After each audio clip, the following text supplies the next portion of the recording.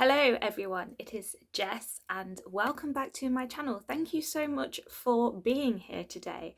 I'm here with a review of a book that I have recently read, and I'm very excited to talk about this book with you guys because I absolutely loved this book. I've just spoiled the entire review for you. I'm going to be talking about Reprieve by James Hunn Matson. So if you follow any of the booktubers who read horror and thrillers and things like that, you might have seen this book pop up a few times, and I have been wanting to read this for a few months now. I think it came out like the end of last year or something.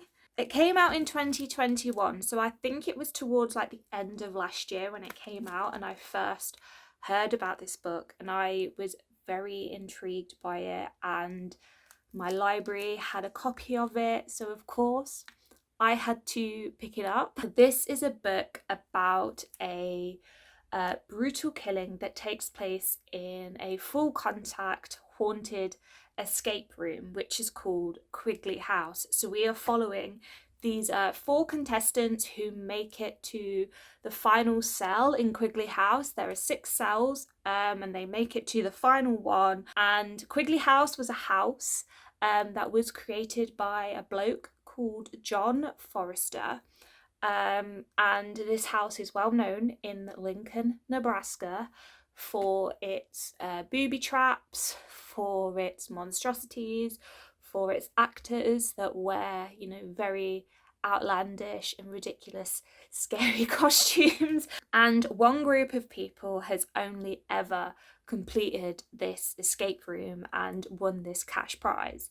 So if these 4 contestants can endure the horrors of Quigley House and make it to the last cell without shouting the safe word, reprieve, then they'll win a cash prize. And before they get to the end, though, someone breaks in and kills one of the contestants. This book basically starts with an excerpt of the cross-examination by a witness during the court hearing of this murder that has taken place within Quigley House. So we are following 3 of the main protagonists within this story who have some connection to the characters involved in the Quigley House murder. We are following Kendra, who is a young black girl from Washington, D.C., and she is forced to up and move to Lincoln, Nebraska after the sudden death of her father. We are following JD, who is a gay international student who comes to the US in the hopes of finding this teacher that he has become madly obsessed with in Thailand. And we are also following Leonard, who is a very impressionable and very desperate hotel manager who becomes entangled in some very dangerous events. And the reason why they all connect to each other is, as I said, because they are either associated with certain characters within the escape room, or they are part of the escape room group themselves. And all 3 of these characters have very interesting things about them, and this book talks about a lot of very relevant and interesting topics, shall we say. So I'm going to say this now. This book is a horror, but it's not, a horror as you would expect it to be. If you are going into this book thinking you're going to get blood and guts and gore and, tension, well, you will get tension, but if you think you're going to get like, a scary atmosphere and ghostly goings on and things like that, then this is not the book for you. This is more of a social horror and a social commentary on things that are very relevant within the world today. and will resonate with a lot of people for very different reasons. This book discusses topics such as race and racial fetishization. It talks about homosexuality and heteronormativity.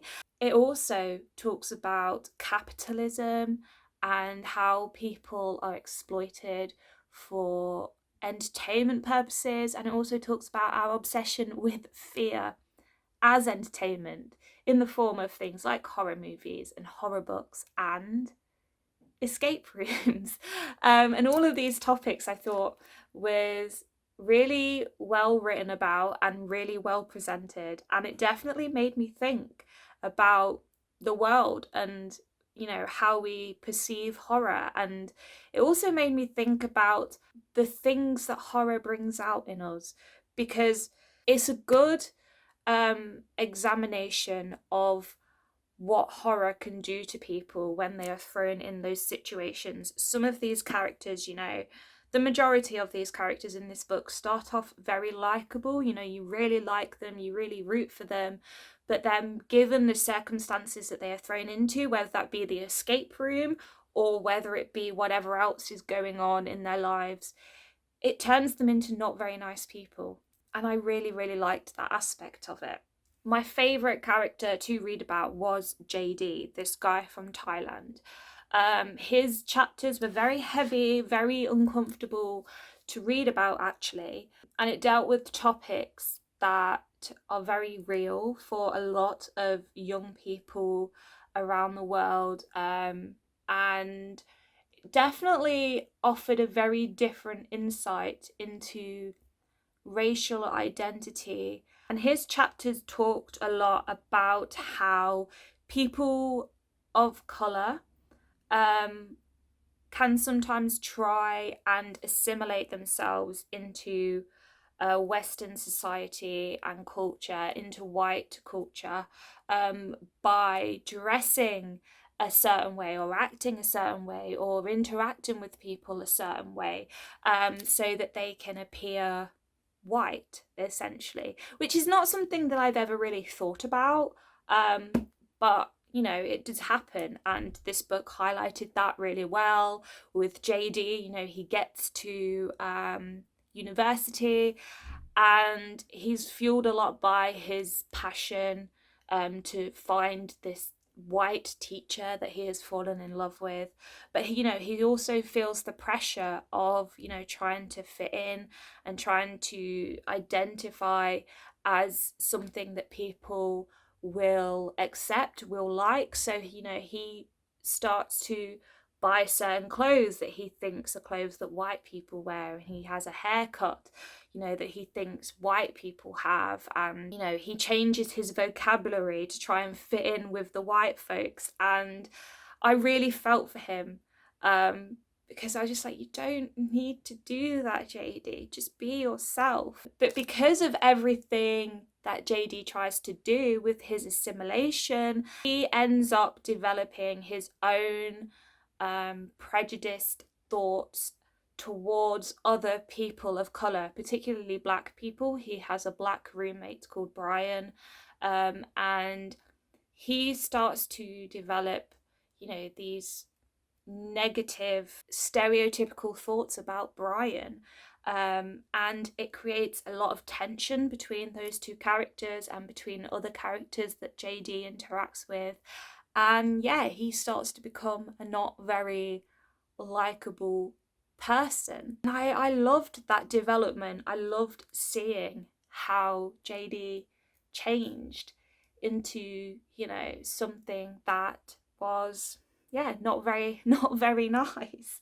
But I think this is what this book and what James Hon Watson does really well, is that he gets into the real nitty gritty of humanity, and he, you know, digs up all of these not very nice things about humanity and says, look, this is what could happen, and this is what is happening in the world, and what are we going to do about it? And yeah, I really, really loved the social commentary within this, and I loved the characters. They were so compelling, and I could just read about them all day. So that is definitely the strongest aspect of this book.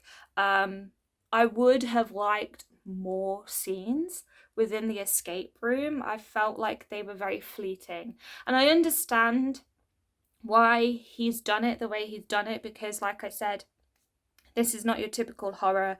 This is a lot more than a horror. It's a social horror. I still really, really enjoyed this, but I just felt like, you know, it talks a lot about, in the blurb, it talks a lot about this book being about this escape room.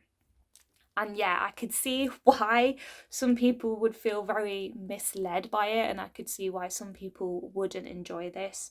But, you know, this book was still a very solid read. I think if I'd have had more of the escape room stuff, you know, and if they had been written, you know, a little bit more tense and fast paced, I think this would have been a very solid 5-star read for me. But it was still, you know, an incredible book. I'm so glad that I read it. I definitely got a lot of things from it. It definitely made me think about a lot of things. And I ended up giving it a 4.5 stars.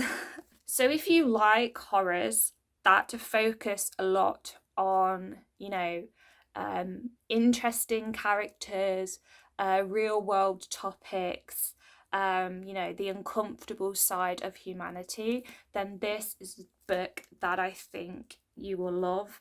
I really enjoyed it. I highly recommend it.